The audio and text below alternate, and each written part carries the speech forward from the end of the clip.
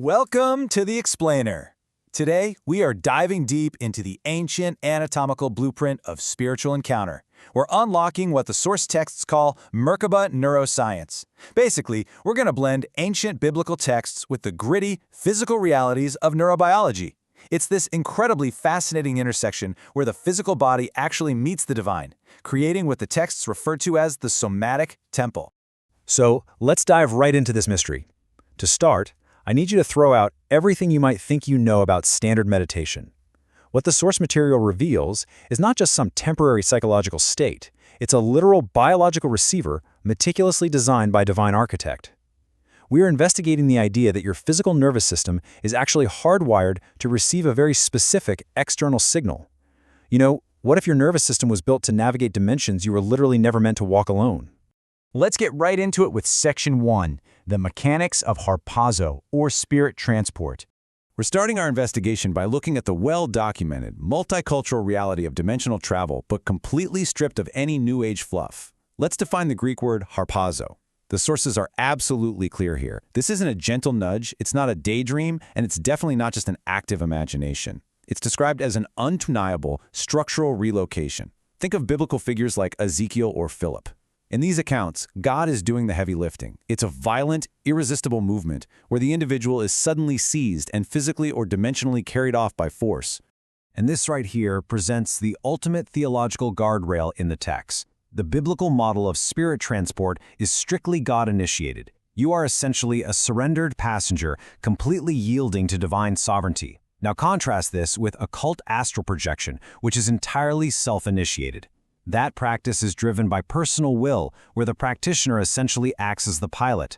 Which brings us to this incredibly powerful quote from the sources. Whoever initiates the experience determines where you end up. As any good investigator will tell you, self-initiated transport carries only your own weight. According to the text, if you decide to pilot the journey yourself, you're left completely unprotected in spiritual dimensions you simply do not own. Being a passenger under divine sovereignty, though, is positioned as the ultimate protective covering.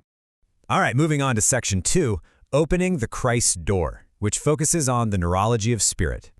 So the text argues that God didn't just demand a spiritual connection, he physically wired your brain to receive it. And the magic number? 4 to 8 hertz. This is the theta brainwave frequency. It's that twilight state of consciousness you hit right on the edge of sleep. The sources show that in this exact frequency range, the chronic internal narration of your ego quiets down, and deep spiritual receptivity hits its absolute peak. It is literally the biological threshold of encounter.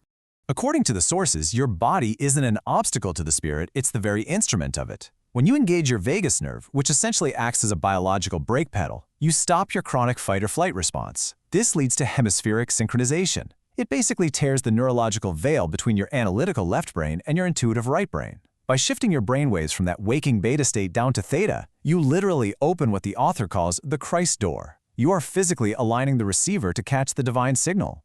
This represents what we call the bioeschatology of the human body.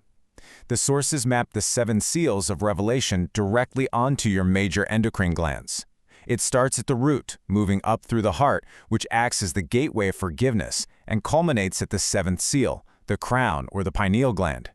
This is where the theta state is fully realized in absolute silent surrender, completely clearing away any biological blockages to spiritual sight. It's an amazing connection. Okay, on to Section 3, the YHW breath cycle, or somatic activation. We've mapped the neurology, right? But now we need to actually turn the key in the ignition. I absolutely love this quote from the text. The name that cannot be spoken can only be breathed. In biblical Hebrew, the word for spirit, wind, and breath is exactly the same, ruach. This implies that every single breath you take isn't just biological maintenance, it's a literal opportunity to entrain your nervous system directly to the Creator. So the sources actually provide a specific somatic exercise embedded right into the 4-letter divine name. I want you to physically slow down and try this with me right now. Ready? Inhale the yud for 4 counts. That's the upward reach. Now, hold the first he for 4 counts, receiving the fullness of the divine. Exhale the wav for 4 counts, releasing that energy outward into the world. And finally, sit in the empty hold of the final he for 4 counts, making interior space for the next act. Doing this consciously claims the throne of your nervous system. The text makes a massive claim here. It says this breath practice is not merely preparation for the spiritual life. It is the daily act of returning the neshama, the divine breath, to its rightful seat of authority.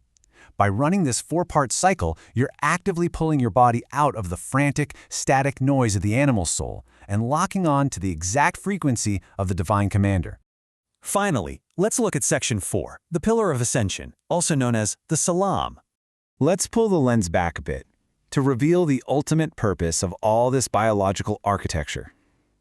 You've probably heard of Jacob's ladder, right? Well, in Hebrew, it's the Sulam. But the sources insist this isn't just some poetic metaphor from a Sunday school story.